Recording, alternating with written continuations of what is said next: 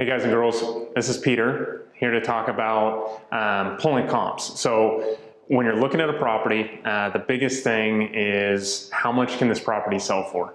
You're not going to go on Zillow, you're not going to go on Redfin, you're not going to go there and see a generated number, because some people will bring that number up to you. Hey, you know, my house shows I can sell it for X amount, and that X amount may be $100,000 less or $100,000 more. It's an algorithm. So that's a very generic number, a very general number. So you need to get with, you know, a real estate agent that you know fairly well, and they can guide you through how much you could sell a specific property for, or if that property is listed proper in a proper price point. So just make sure that you get with those people and they can talk about it. So I'll talk about how to pull them, or at least how I pull them. So what you're going to want to do is you'll get to that real estate professional, and you're going to want to actually have them pull up a map on the MLS, and that is the multiple listing service, what they have, which is going to be better data than anything else, because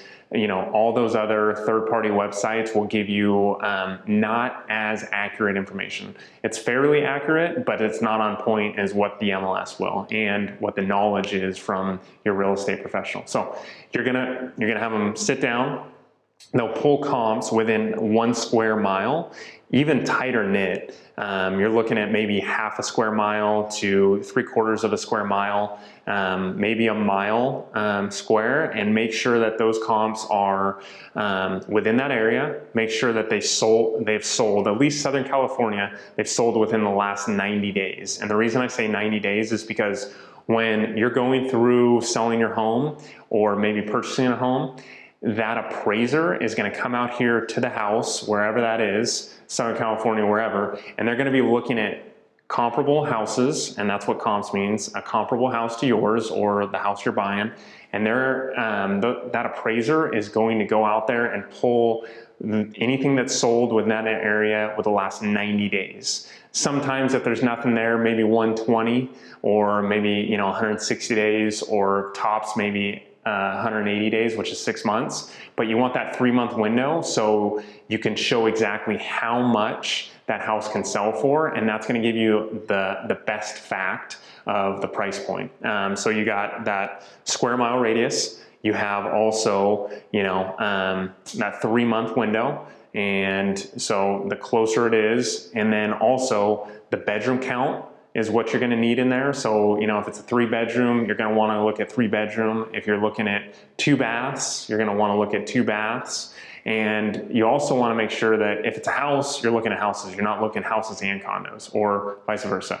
If you're looking at selling a condo or buying a condo, it's not the condo that you're looking at, and then you're pulling all the comparables for houses. You want to make sure it's like for like, apples for apples, and not apples and oranges, okay? And then also, you're going to look at square footage of the living space, so interior square footage, and then you're also going to look for exterior, so the lot size too. So I pull, personally, once again, disclaimer, this is how I do it, is anything within about 150 square feet interiorly, less and above. So if it's a 1,500 square foot house, 3-bed, 2-bath, I'll put in there anything from about 1,350 square feet up to about 1,650 square feet. So like I said, give or take, you want that threshold in there. And then you're looking at, once again, 3-bed, 2-bath, or 4-bed, 2-bath, or 5-bed, 3-bath. Make sure that those are in there too, those variables, because that could, if it's an extra room, it may be adding 200, 300 square feet, which will throw off the comp. So make sure that those particulars are in there when you're pulling the comps with your real estate agent, or your real estate agent isn't sending you comparable properties that don't even match up to your home, because you're going to end up trying to sell a house for $60,000 more, when in reality you can sell it for $500,000, and they're trying to tell you that it can sell for $560,000, when in reality it's only $500,000. And then condition too. If it's a completely remodeled home, then you're going to be at the top of the market. If it's a home that someone's lived in there for 30 years and they've never done any maintenance, then it's going to sell at the bottom of the market. So you gotta make sure that those things are pointed out in the comparable search. And if they're not, then pull them in there, because that's going to determine exactly how much your house is. So if you have any questions, if you've got any comments, leave them down below, shoot me a message, and let me know what you think.